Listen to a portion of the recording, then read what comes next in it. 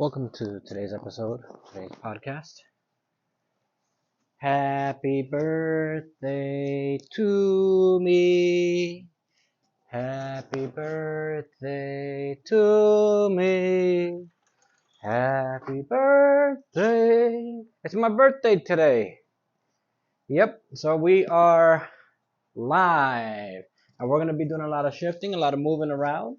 We do have a lot of projects. You're joining me today on this podcast. I see you. You should be near one of our prayer altars. Yep, right next to, maybe the label said Prince Siddhartha. We call that our Hare Krishna. That's one of our outdoor altars in one of our most sacred spaces, our peaceful perch. And today I'm going to cover many topics from birthday, health, and I just mentioned it, Prince Siddhartha. Now, if you know the story of Prince Siddhartha, I know that there are variations of that story. I would like you to share, while you listen, compose an idea of what you know of Prince Siddhartha. And then share with me if you learned anything or if you think that my interpretation or the story that I received from my educational study of Prince Siddhartha, etc., varies, and juxtapose our stories. So welcome to today's podcast, everyone. I hope that everyone is in great health. And we're going to start off right away with, well, the story that I know of Prince Siddhartha. As someone who has studied what is called and known as Nichiren Buddhism. Now, everyone, I would like you to know what I'm currently doing on my birthday. I've been working. Work all day. I've been working nonstop, relentlessly. You have to remember, I arose from this life in humble beginnings, and we do have a humble reality. I did look at certain things to do on my birthday with family, but this year, let me tell you, has been very tough. This has been a very tough year. Many fiduciary, financial losses, yes, gains in other ways, but that's because of that growth mindset that I am developing. But it's been a very tough year, and one of the ideas that I would like to explore as well is that notion of birthdays, astrology as well. Question everything, even question what I'm telling you. Now, I'm working at home right now, right? I worked on my workstation earlier, education, a lot of research, connecting with my peers, meetings, had sessions where we're developing and exploring various educational matters and concerns, things that are pertinent to today's society for a better world. So I'm working on that. I'm also working on collaborating, connecting with various states and districts across the United States. So many applications and meetings and paperwork. And right now, during this podcast, I am working on my home. Now, sometimes you visit during moments when there's a lot of work to be done. And one of the work that needs to be done is that I would just like a more cleaner, more organized, more holistic environment. You know, it's easier to make a mess than to clean up, and that's what I'm working on right now. Just fed 2 rescue lovebirds some water, some fresh water in their clean bowl, and now I am gathering up a lot of recycling. This recycling is it builds clutter, so I want to declutter our space and just walking around and seeing what needs work and what areas need most support to establish an environment of meditation while we put in that work. I believe that work should be meditational. That's what we're doing. And today, something that did arise is that air quality control that's happening around the world. Now, if you have a resource, or you can pull up an inventory to educate yourself more on the air quality, what's going on, please do that. Now I'm going to explore Prince Siddhartha's life. Now this is from an anthropological perspective. I realize that there are many perspectives, and I appreciate if you share what you know. What I know is that Prince Siddhartha, also known today's age as Buddha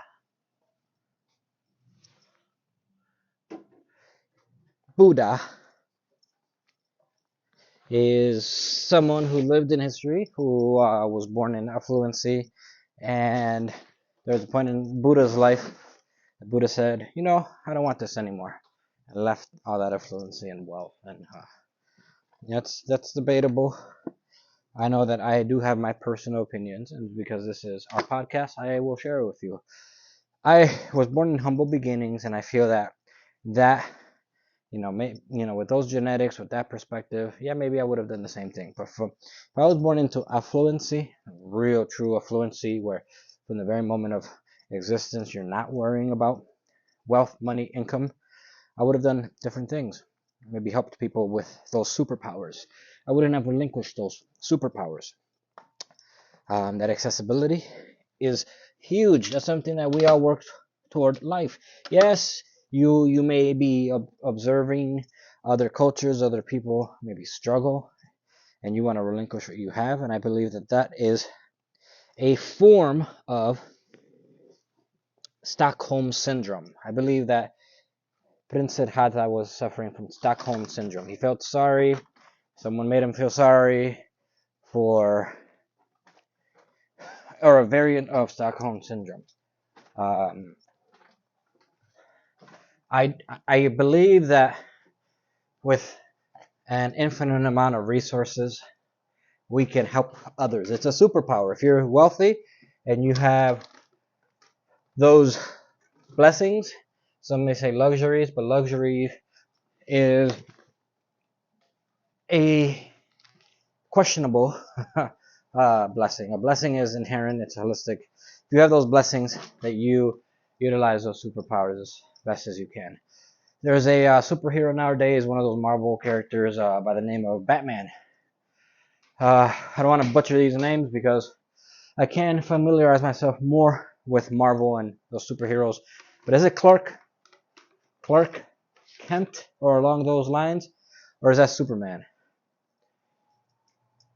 Regardless, Batman, right? And if you know these answers, like what is Batman, that person's name? Is it Clark Kent, or is it something else? Is that Superman? Sure. Always willing to learn. And these Marvel characters, are superheroes. We have Krishna as a religious superhero, god, etc.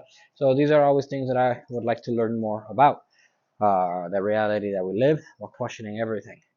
Now, with those powers, Batman, that richness, wealth, really wealth. Because if you're rich, you can buy yourself out of richness. If you're wealthy, wealth is going to affect you and your family for decades. Like, you're always going to have wealth. Wealth is going to be a part of you. It's just like your sense of smell or sight or spirit or soul, etc. So wealth is one of Batman's superpowers. He bought a bunch of gadgets, and even Iron Man. And with all this money, you bought a bunch of gadgets, and these gadgets are giving you abilities. Just like if I have enough money to buy a microphone, I'm going to speak into that microphone and communicate to the world. It's going to amplify my voice. That's a superpower. If I have headphones that can either block out sound, or, hey, I'm walking across the room and I'm listening to something, a podcast, then that is, I believe, a power. And accessibility is really what Prince Siddhartha forwent. When Prince Siddhartha left the palace and said, I'm going to be poor because there are poor people around me, I believe that Prince Siddhartha was communicating, I'm going to give up my accessibility to one of the most fluid forms of fluid tools in existence, wealth, money. It can also provide you with nourishment, health.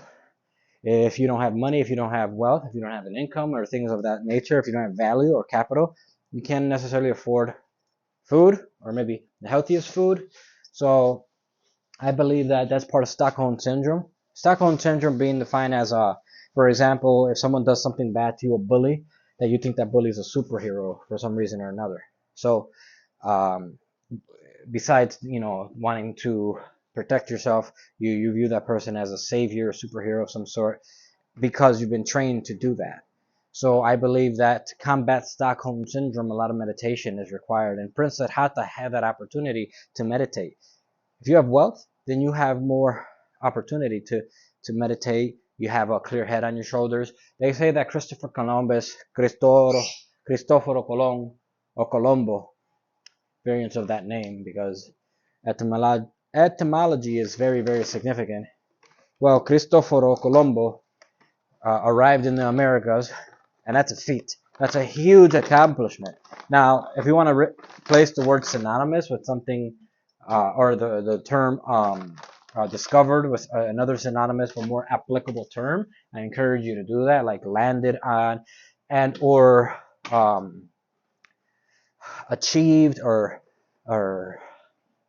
arrived in the Americas. To say discover, well, to that culture, he discovered the Americas.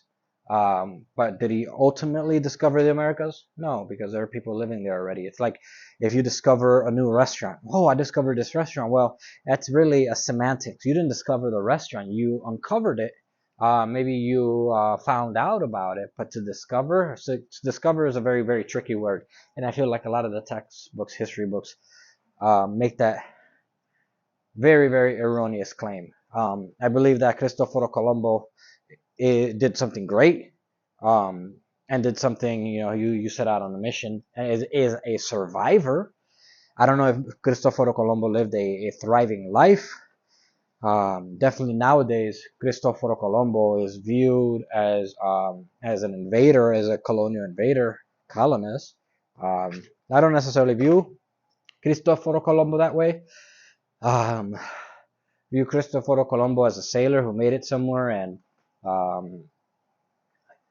I am of native descent. No, I don't have Stockholm syndrome. I uphold my Taino, Arawak, Amerindian roots, African as well. Um, but I'm not going to put one culture down to behold another. I feel that this story has been told in many different ways. For example, slavery really started off in Africa by Africans, right? But nowadays you have that one demographic blaming another demographic for that, and I feel that that's problematic. You get the blame game a lot. There's the black and white monochrome culture that we live in, and anyone who's a little bit different or doesn't want to use those colorist terms, if you want to learn more, read Monochrome Culture. It's a book that I wrote. I take on a very anthropological, sociological, psychological, and even spiritual perspective in that book. Now, there may be a monochrome culture too, depending on feedback that I receive. But right now, there is a monochrome culture one where I delve into all these things. Now, getting back to one of our main points, Prince Siddhartha is who you are with right now. Now, we in my family don't view that statue, that monument, as necessarily Prince Siddhartha, even though we respect that figure in history. We currently, that could be Jesus, that could be Krishna, that could be Radha, that could be Vishnu, that could be anyone who you feel associated with. This is our prayer altar. That could be yourself in meditation mode. That can be what you define as Allah, God, Dios, etc. And coincidentally, what's holding up that camera is an elephant with its trunk up. Now, I learned this working as a teacher educator. One of my students who said, hey, I went to this country or this state, and in that community, when an elephant's trunk is up, that means good luck. So that, you're currently, if you're listening to this, good luck. And for all of us. Now, today's my birthday, and I'm doing as much as I can to make sure that our home, because this is my birthday gift to myself, is my home. This sacred environment that we live in. Nothing compares to home. I believe that our casa, our home, is such a wonderful location. Yeah, I was able to do some walking and some exercise. I traveled all around town yesterday, And what's on the agenda today for my birthday is, well, I've been working all day, and I did look into possible adventures. It is a Friday. So one hypothesis that I want to share with you, and this is a great idea for a book that I am actually working on. So if you have interest in what I'm telling you, if I'm what I'm saying, hey, feel free to read any of my books. Now this next topic that I'm going to read to you is I have a God series books. If I've published many books and more coming. And these are books that, hey, these are all digital books. If you are adept with technology, you can download programs that read you the books back. Many of the books are visual, like one of our first books is Street Talk. And Street Talk is an interesting exploration of murals and graffiti from all around the world. So Street Talk is titled based on what if a mural in one neighborhood is talking to, right, visually. We speak orally, and you listen to me orally. But what if these visuals are speaking to each other, right? Because we're surrounded by spirit. We're human. We're flesh in spirit, right? We have spirit or soul.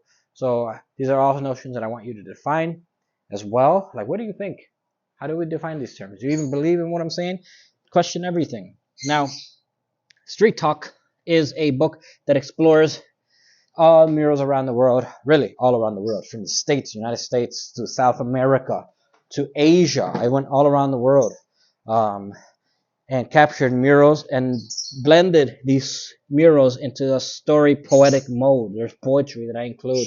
There are short stories. Um, I made sure that I was working with the very best equipment when I captured these images. Images that were afforded to me by education. I went abroad for certification purposes, received multiple certifications. Shout out to TESOL, North Carolina University, etc. And I set out to get to know communities in one of the most holistic ways, and that is in its representation. These are murals by the locals, for the locals, and for anyone who is interested. Now, what I uncovered in my exploration during Street Talk, and you can read it, share your opinion on it, is that there are so many similarities that we all have with each other. More similarities than differences, regardless of what language we speak. Um, what our religion, creed, origins are. So that's one book. Now, an idea that I want to share with you is today on my birthday, and I realized this a few weeks back, is that my previous birthday was on a Thursday. Now, as an anthropologist, I've done research on the days of the week, etymology, and I want to tell you something is that I know that Thursday comes from Thor's Day, right? And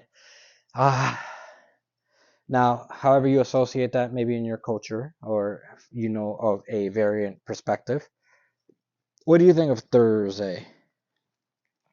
I know that Friday, free day, varies from Thursday, or maybe this is all very subjective. Maybe it means nothing, or maybe it means everything. So it's really what energy we put into these topics and notions. So something that I explored was that, man, it definitely felt like a Thursday. Definitely felt like a Thursday. If you study what days of the week mean, for example, hey, what day were you born on, and what is the significance of that? That's how astrology works. It's a very educational game. You can believe it or not believe it, but energy definitely goes into the study of that. I don't know if it's true or not, but it's knowledge that exists, and it's up to us to decipher and come up with our own notions, our own perspectives, while respecting that this is a historical context of knowledge that exists. What can we do then to make sure of its accuracy and or not?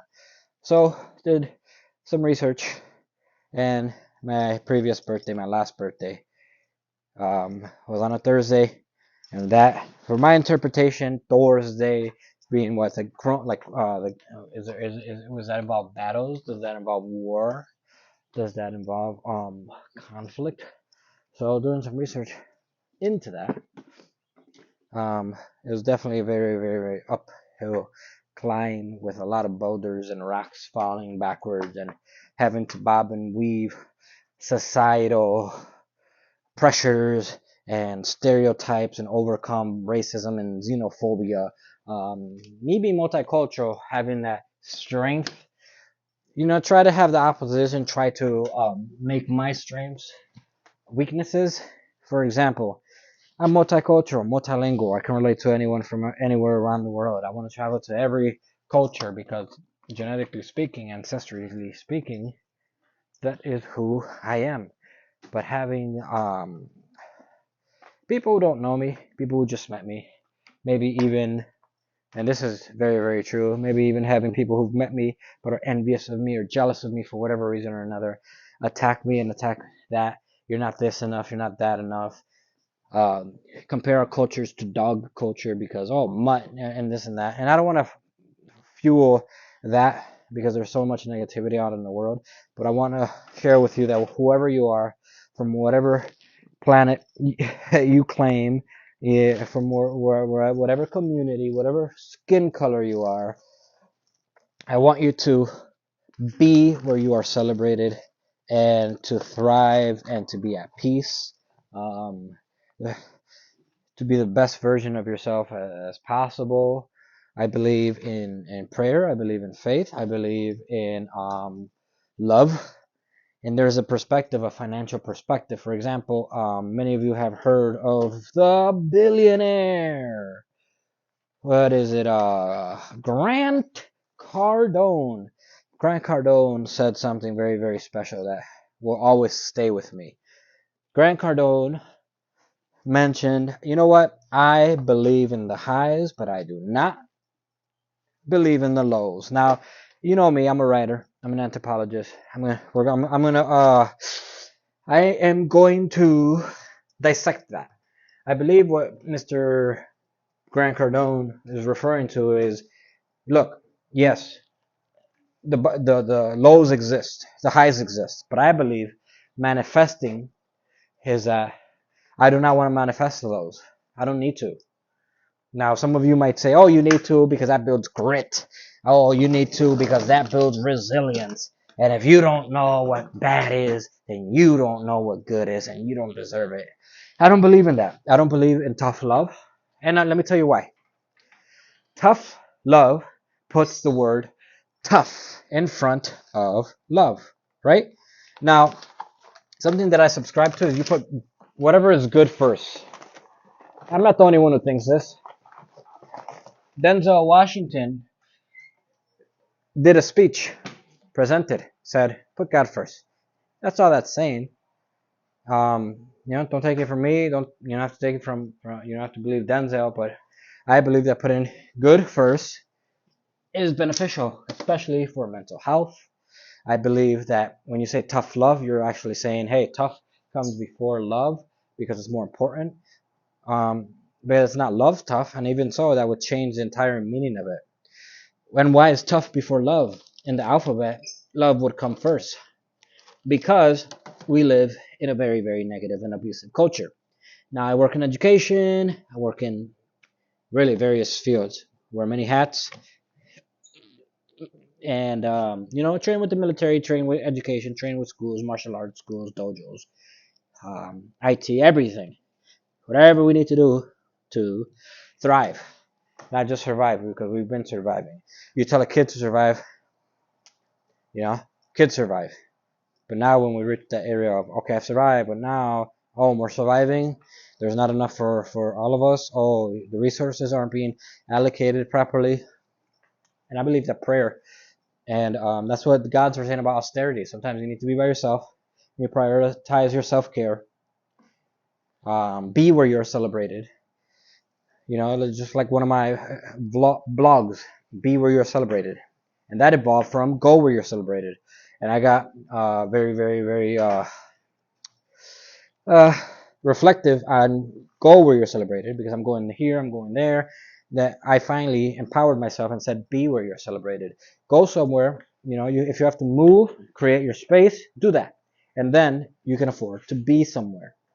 So I'm a big proponent of working remote because it's an environment that I can be in. It's an environment where if we're going to chit chat, with technology or any other means, remotely, that the equity is already installed immediately. Equity, because I did that go go go go go culture, and it led to me being the sickest that I've ever been in my life, the most depressed that I've ever been ever, and I come from humble beginnings.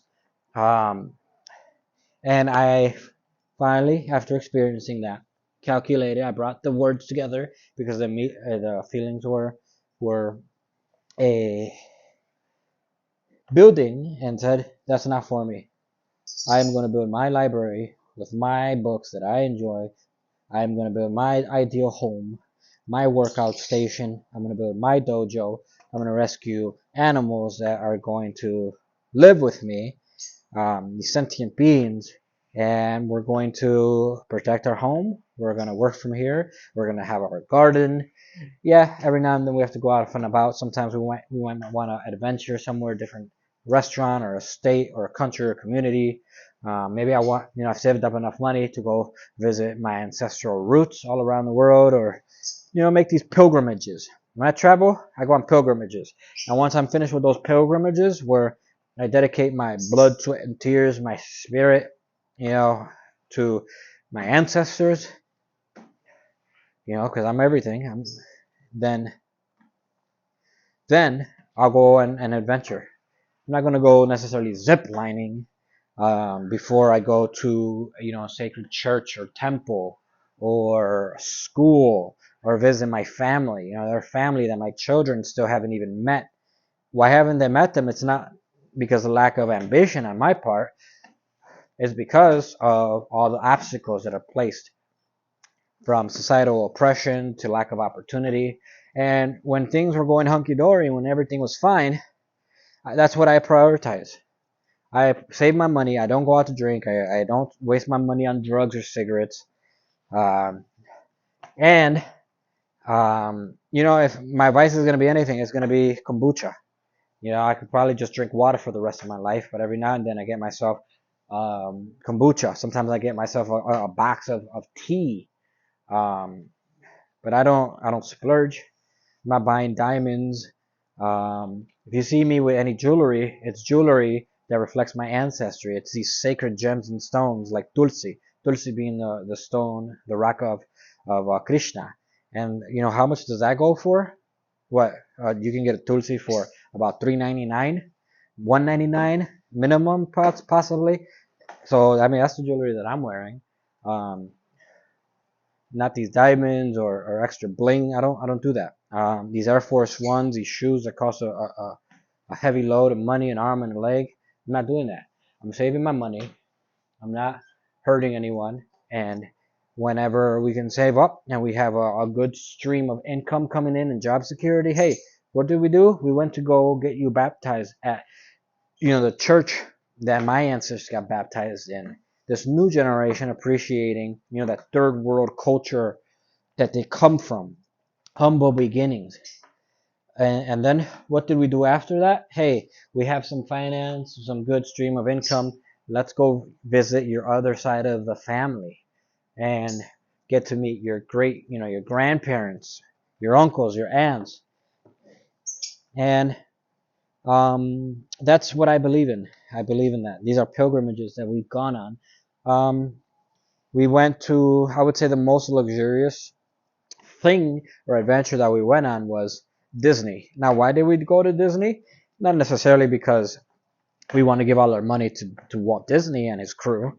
It's because we decided, well, we can, this is maybe a few minutes away from your grandma's who you never met, from one of your great native aunts, and um, what's one of the most safest places that we could go to? Oh, they don't allow smoking inside or vaping. People can't get drunk here.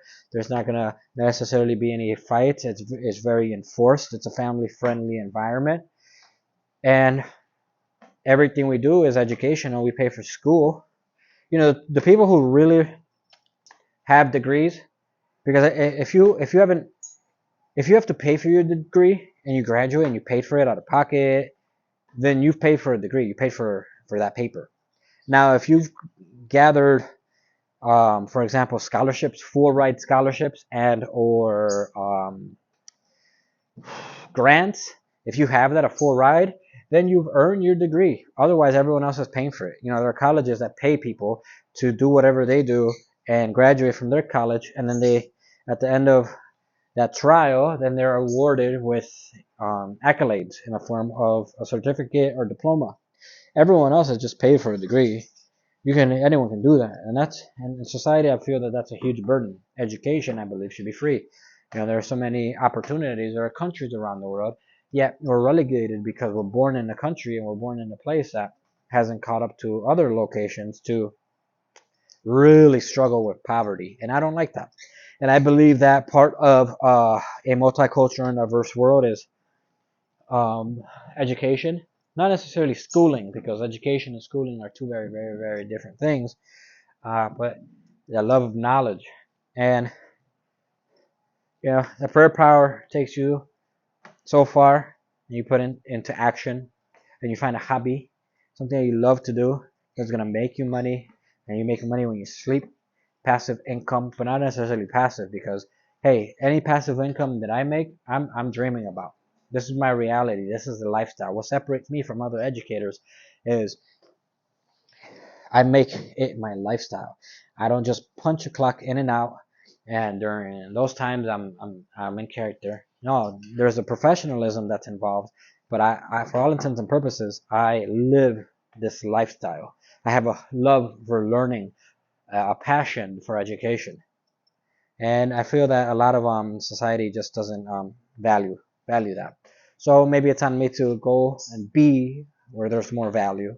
But I do feel that in the times that we live, in these very, very, very, very questionable times, that we should and definitely prioritize self-care.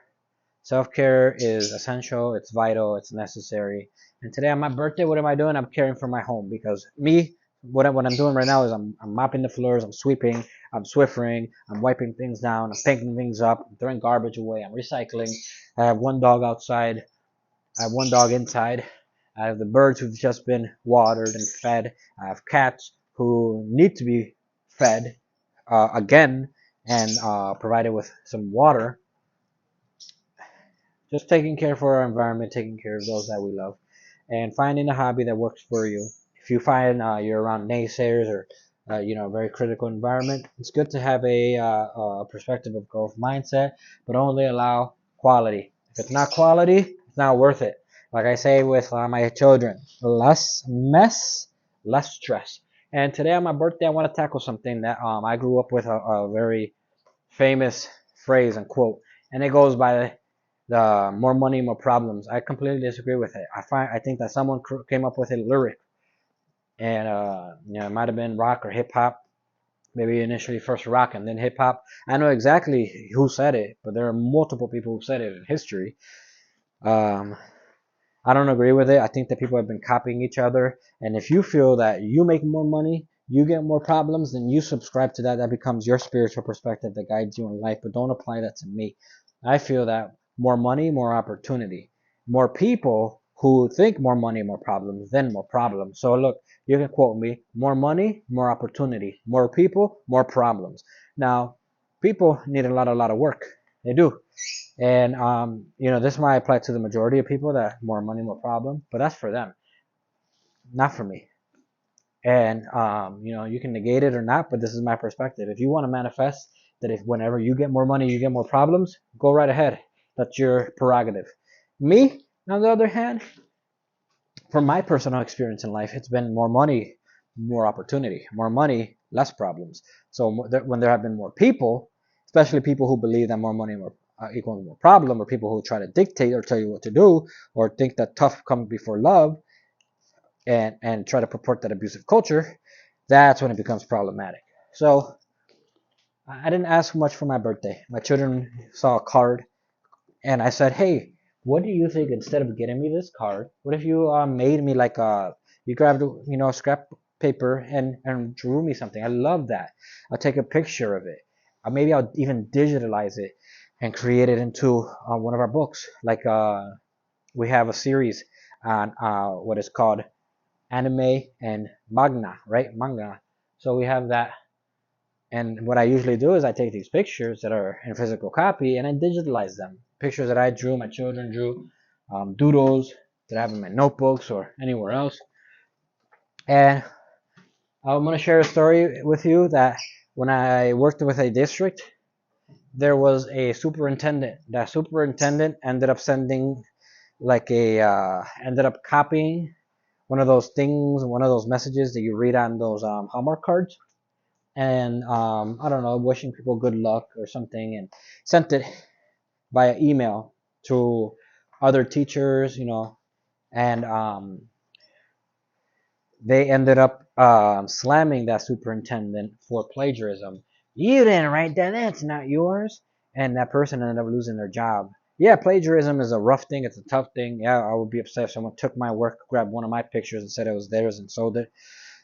Um, but I think that for in this particular case, this is a case by case study. This person took a message from, different messages from Hallmark cards and created an email and then was blasted by other superintendents, really.